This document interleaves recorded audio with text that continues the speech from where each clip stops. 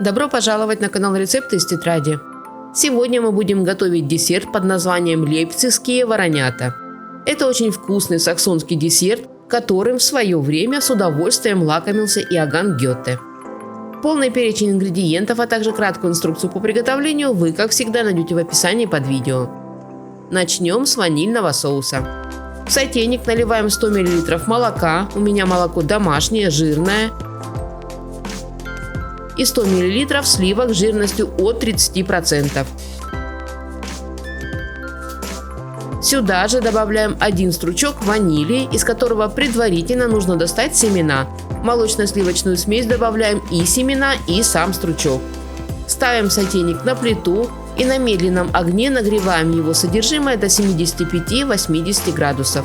Пока же эта смесь нагревается, в отдельной миске соединяем 2 яичных желтка и 30 граммов сахара. У меня коричневый, но подойдет и обычный. С помощью венчика перетираем желтки с сахаром до побеления и полного растворения сахара. К этому времени сливочно-молочная смесь уже нагрелась до нужной температуры. Достаем из нее стручок ванили, который нам больше не нужен. Снимаем сотейник с огня и вливаем его содержимое тонкой струйкой в желтки, которые при этом необходимо активно перемешивать. Переливаем все обратно в сотейник и снова ставим его на огонь. Устанавливаем минимальный уровень нагрева и при постоянном помешивании доводим соус до легкого загустения. Очень важно, до кипения соус доводить ни в коем случае нельзя, иначе желтки свернутся и соус не получится. Готовый соус процеживаем через сито. Затем накрываем емкость соусом пленкой в контакт, чтобы он не заветривался, и оставляем его остывать. Теперь займемся сливами. Нам понадобится примерно 1 кг свежих слив. Если слив нет, можно взять около половины килограмма чернослива. В каждой сливе делаем аккуратный надрез и вынимаем косточку. Когда все сливы подготовлены, можно заняться приготовлением марципана. Нам понадобится 100 граммов миндальной муки, которую нужно пересыпать либо в блендер, либо в обычную миску. Сюда же добавляем 75 граммов сахарной пудры. Тщательно перемешиваем миндальную муку с сахарной пудрой до однородности. Сюда же добавляем 2-2,5 столовые ложки рома. Если вы хотите десерт без алкоголя, можно заменить его обычной водой или миндальной эссенцией. Перемешиваем все до однородности. В итоге должна получиться пластичная масса, которая по консистенции будет напоминать мягкий пластилин. Перекладываем получившуюся массу на ровную поверхность, в моем случае это широкое блюдо. Собираем массу в плотный комок и формируем из него тонкую колбаску или 2 колбаски. Разрезаем получившуюся колбаску на небольшие кусочки. Их должно получиться примерно 35-40 штук. Когда миндальная паста готова, можно приступить к фаршированию слив. Берем подготовленную сливу, раскрываем ее и через надрез вместо косточки кладем кусочек марципана. Снова соединяем половинки и получаем целую сливу с ароматной начинкой.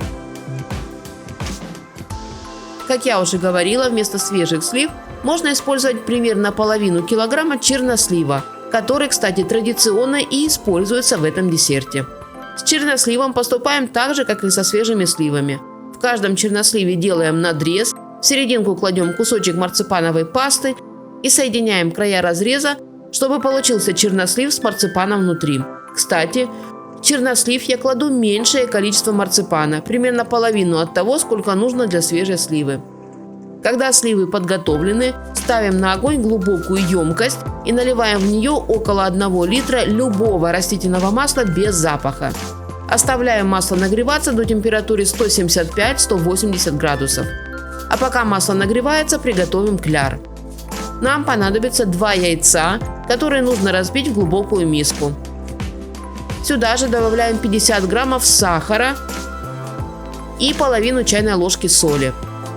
С помощью венчика перемешиваем яйца до однородности. Взбивать не нужно, просто перемешиваем. Теперь нам понадобится 250 мл светлого пива. Очень рекомендую выбирать то пиво, вкус которого вам нравится. Добавляем пиво к яйцам и еще раз хорошо все перемешиваем. Следующий ингредиент – 250 граммов муки, у меня предварительно просеянная. Небольшими порциями добавляем муку в яично-пивную смесь, каждый раз тщательно перемешивая кляр до однородности. Когда вся мука вмешана, добавляем в кляр 20-30 граммов сливочного масла, которое предварительно необходимо растопить. Еще раз хорошо все перемешиваем до тех пор, пока масло полностью не вмешается. У вас должен получиться кляр примерно вот такой густоты, который даже визуально кажется нежным и шелковистым. К этому времени масло уже нагрелось до нужной температуры. Поэтому можно приступать к непосредственному приготовлению наших лейпцигских воронят. Каждую фаршированную сливу окунаем в кляр, следя, чтобы вся слива была покрыта более или менее равномерным слоем кляра. И аккуратно опускаем сливу в горячее масло. Жарим сливы небольшими порциями, время от времени их помешивая, пока сливы не станут равномерно золотистыми. На это, как правило, уходит около 2-3 минут. Достаем готовый десерт шумовкой и выкладываем на бумажное полотенце, чтобы убрать лишнее масло, либо смесь сахара и корицы, в которой потом сливы нужно обвалять. Точно по такому же принципу готовим и воронят из чернослива. То есть покрываем эти заготовки кляром и отправляем в горячее масло. И точно так же жарим небольшими порциями, периодически помешивая до золотистого цвета. Когда все воронята приготовлены, их нужно сразу же, пока они горячие или теплые, подавать. Выкладываем несколько воронят на порционную тарелку и подаем вместе с ванильным соусом, который мы приготовили в самом начале. Кстати, если немного кляра осталось, не выбрасываем.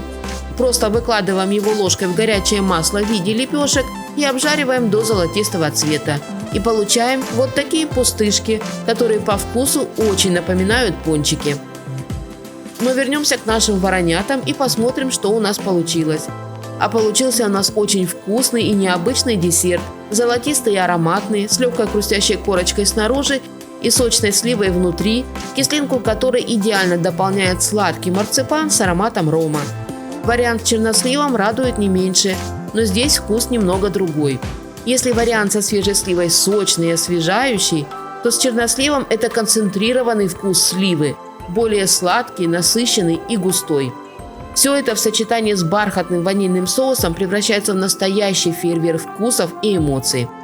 Такой десерт подойдет не только для уютных домашних вечеров, к чашке горячего чая или ароматного кофе.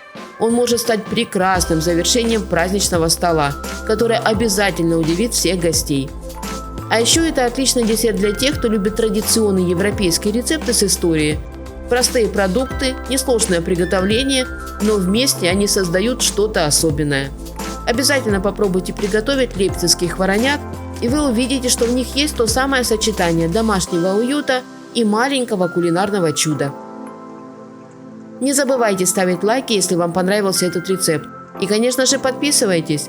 У меня в тетрадке еще много вкусных и интересных рецептов, которыми я с радостью поделюсь.